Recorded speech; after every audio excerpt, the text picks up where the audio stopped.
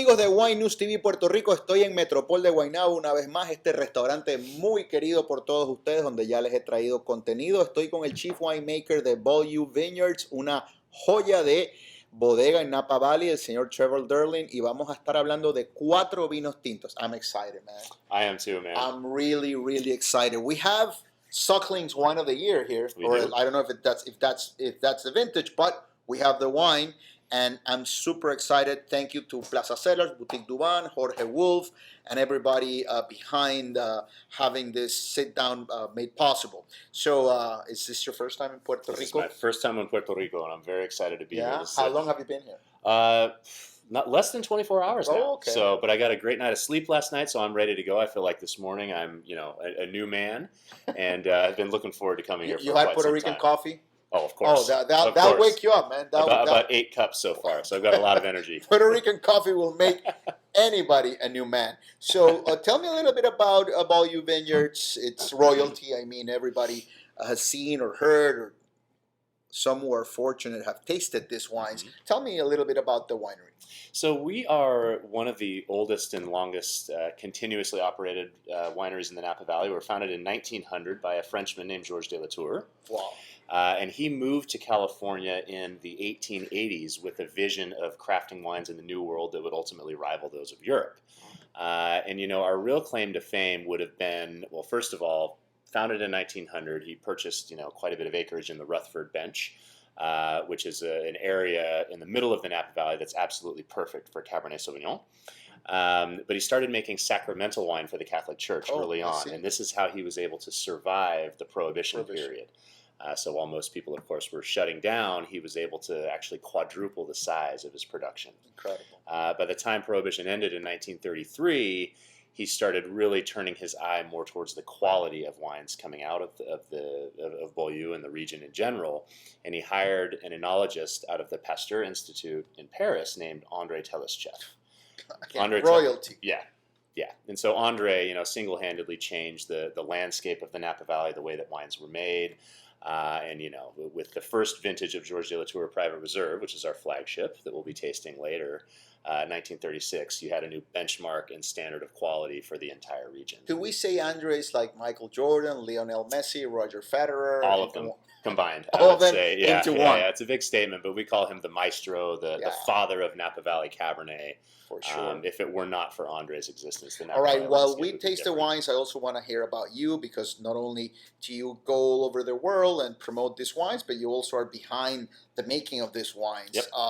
Let's get into the first one, and then I want to hear your personal story. Which one is the first one? The left, All right, right? so we're going to taste the Napa Valley Cabernet Sauvignon, right? So this is our, let's say, across the Napa Valley tier, this is our entry-level wine, which is very, very strong and representative of the Napa Valley in general. We own and farm about 1,100 acres. I've had this wine many times, and to call it your entry, this would be the top wine of any other winery. Yeah. So, it really is meant to highlight and showcase our estate vineyards grown throughout the valley. And again, we have about 1,100 acres.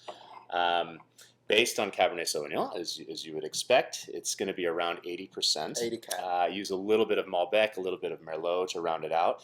And then the silver bullet here is Petit Syrah. And you have remained reasonably priced, at least for this one, right? Yes. Despite all the accolades, all the awards, and the history. I mean, this has been around for 120 years, and this is lovely. I mean, I get that mint, that cassis, black cherry, that freshness, the menthol, mint, lovely. Yeah, nose. well, thank you. And I think one of the big things here, the fact that we've owned the majority of our vineyards for over 100 years, we're able to keep this very reasonably priced.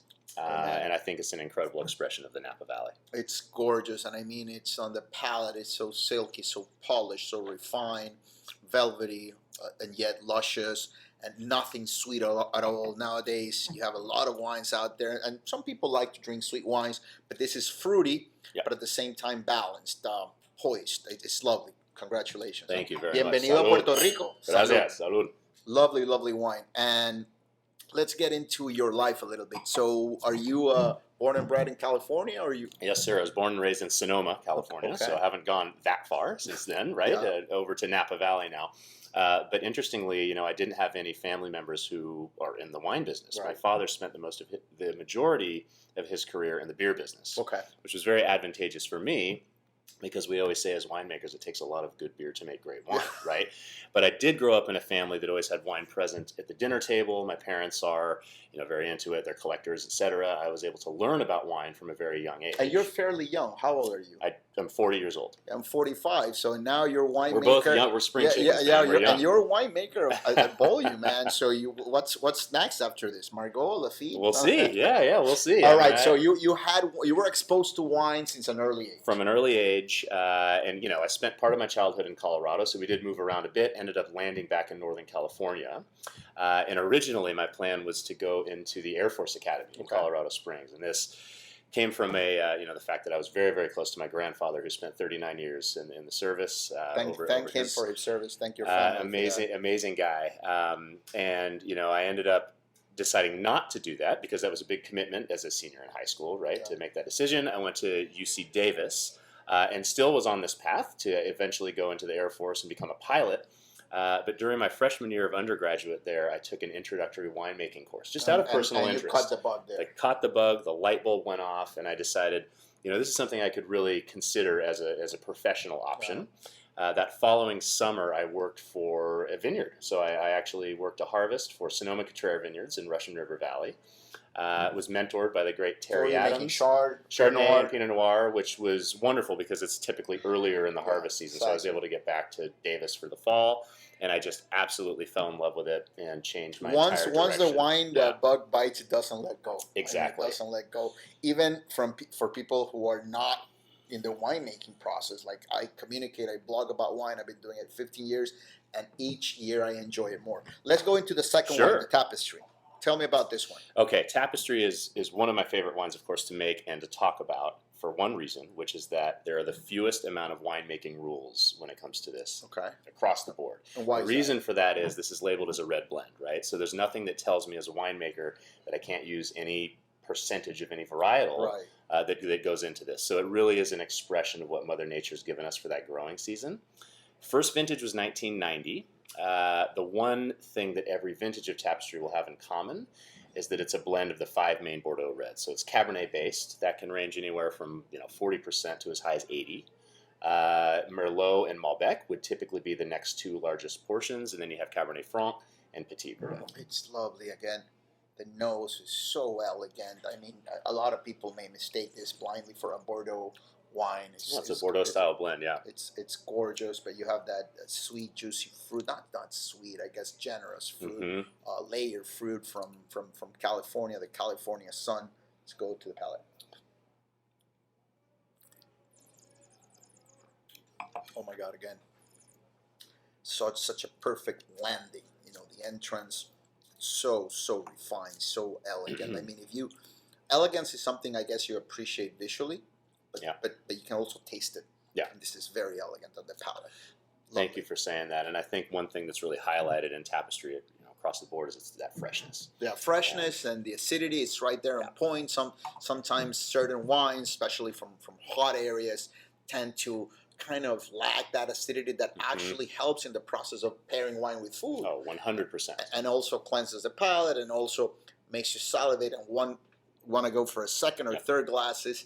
Delicious. But I have this expression that people laugh when I say it. These are big boys, but they're very, very well poised. It's like Shaquille O'Neal and stilettos. Yes. Yeah, it's crazy. I'm using that one. It's an ugly picture, but Shaq walking it like Cindy Crawford, right? Not falling around. Those better be strong stilettos. Strong stilettos, but delicious wine, my God. And at the end, there's this like bitter chocolate, this saltiness that makes you salivate. Wow, what a wine. And again, for the quality, this has also remained under 75. Yeah, it's $65 typically. $65, my God. I'm taking some of this, and you're going to sign the bottle for me. Yeah, sure. All right, let's get into so you worked for this winery in Russian River for how many years? Yeah, so I did one harvest there, right? Okay. And so then I went back as a second year of undergraduate at Davis.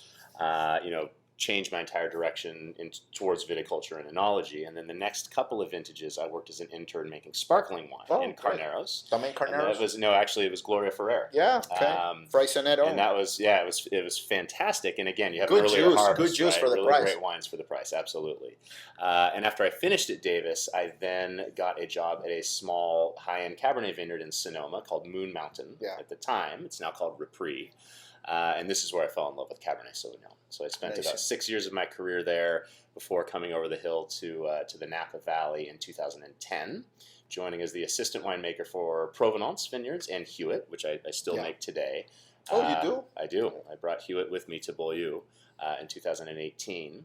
But I was named winemaker for BV in early 2017. Congratulations. My predecessor retired. At 35 years of age. Yes, sir. My God, what an accomplishment. 2 years younger than Andre Teleszchev was when he started at Beaulieu. Oh, my God, yeah. So we're going to be friends for a long time, Trevor. So did the fact that you started out making Pinot and Chard and bubbles, for that matter, actually influences the freshness, the sort of take you give to Cabernet, that it's not overblown, but rather you seek this first two wines have an incredible finesse. Do you think that influenced you a bit? I think it did, but at that point in my winemaking journey, I was learning the ropes. I was understanding how the vineyard, translates into the wine itself, and I understood from a very early on that you need to be very, very focused on how you train your vines and how you manage your vineyard, because that's your greatest asset, right? Exactly. And then in the winery, of course, you want to just shepherd the wine into the bottle and really express that terroir. So I definitely learned that. But when it comes to Cabernet, and especially coming from these legendary vineyards across the Napa Valley, we have some of the best terroir in the area. So we want that to be expressed in the glass. And so I think every wine you taste for BV, and it's been this way since the very beginning, is going to do just that. These are the perfect wines to showcase, or I guess promote or further or validate that, saying that Napa Valley wines can rival the best of Bordeaux, the best of anywhere from the world. Okay, let's get into this one. This label changes a bit. What do we have here? All right, so we have the Rutherford Reserve Cabernet Sauvignon, and this is a wine that I'm very, very excited about. We have obviously been making wine in Rutherford for over a century now, but this particular version of it is actually new. So 2018 was the first vintage where we significantly reduced the volume. We changed vineyard selection, so this comes primarily from our estate vineyards on the western Rutherford bench, and it is made to really express that Rutherford terroir. And there's a famous term known as Rutherford dust that I think explodes out of this glass. It's kind of a textural thing, so think of cocoa powder texture and flavor that hits you on the mid palate, melts into the finish. Very complex aromatically as well. It's amazing. The nose is amazing. Thank you. The currant paste, the fig, you have the black cherry, you have that freshness, menthol, but I sense a little bit more of heft, a bit more of power, a bit more of like chunky fruit, if you will, like so chunky but not disjointed. Right. Yeah, it's very well balanced, and one of the amazing things about the Rutherford district in general, it's a very specific microclimate within the Napa Valley, and you have these big, powerful tannins, these powerful wines, but they're very refined and rounded, and so it gives you a scenario where you can enjoy a wine like this at an early age, right, where typically wines of this stature you'd want to wait a few years before enjoying. It'll age beautifully, but you can also enjoy it early on because of that texture. It's ready now, but we're committing a crime, felony. This is we're drinking a baby. We're consuming a baby. It's gorgeous, and I see this sort of narrative between all the wines. We're like climbing up the ladders, the ladder, if you will, in terms of purity of fruit and texture. All three have been amazing. In terms of food pairings, like if you bring out this to a table, like or any of these wines, what do you pair them with? Oh man, well the first three wines, most of our wines are very versatile in terms of what you can pair with. When it comes to Rutherford Cabernet, this can pair with everything from a juicy burger all the way up to a beautiful ribeye. Typically red meat would be what I would recommend. Or just on its own. I actually personally love to open the wine as I'm cooking, enjoy a couple of glasses, and then pair it with the dish afterwards. Tapestry, because of that freshness and that acidity, you can go with a little more of the, I love to do grilled summer vegetables with this. Even certain Asian dishes, it'll actually go with. Duck is another wonderful pairing with that guy. And then, of course, Napa Valley Cabernet, again, juicy burger, a wide range of different foods. That's the steal, because over here, I bet this one is over 100, right? 100. It's $80. $80? Yeah. Okay. All right. So I guess, are you guys making money? I know, right? Yeah, you're selling this way. I'm going to be your consultant from now. I could sell this for 150. Wow. All right, these are. And thank you for that. Thank you for keeping the prices reasonable for consumers. I was joking about the price, of course. You know that some wineries who have maybe a third of your existence and have gotten lower grades or ratings than you have overblown the prices. Yeah. Like, it's impossible to get some of those. Well, it's a good point, and we should talk about that for a couple seconds, because again, the fact that we've owned our vineyards for so long, right? We are less tied into rising grape prices if we were purchasing fruit. Right. That is very key, and that's something that a lot of people don't understand. And so, it's wonderful to be able to offer this quality at the totally true, Trevor. All right, we're gonna go to the piece de resistance. This is Cinderella's shoes. This is ham from El Cairo. This is Cleopatra's pajamas.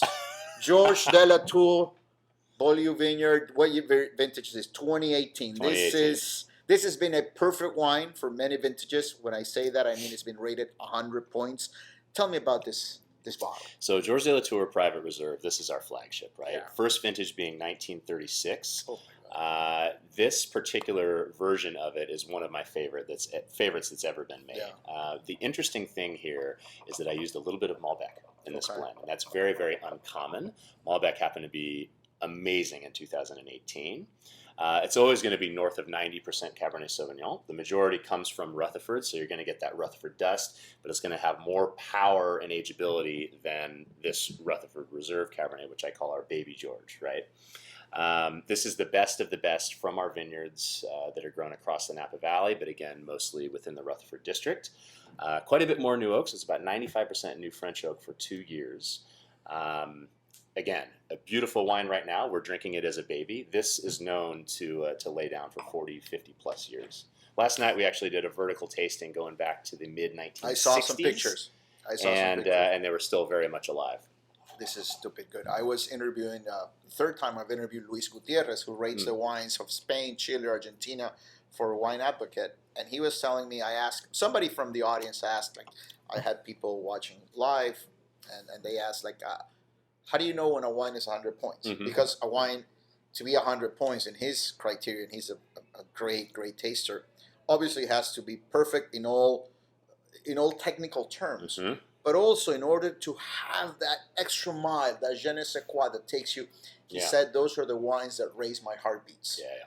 And this is that type of wine. This is perfect. I mean, it's amazing. The aromatics are there. The finish is super long, is super polished, super elegant. At the same time, is big. And this is not shotgun stilettos. This is something way better. I'm gonna come up with some analogy. I always call it the iron fist in a velvet glove. Yeah, that's what it is. It's got a lot of power, but it has elegance and finesse. Oh my God! And the mint, the freshness coming through the Rutherford dust as well, coming through there. The bitter chocolate, if you will, from the oak. Your oak treatment. Tell me a little bit about the oak usage for this one. It's all French oak.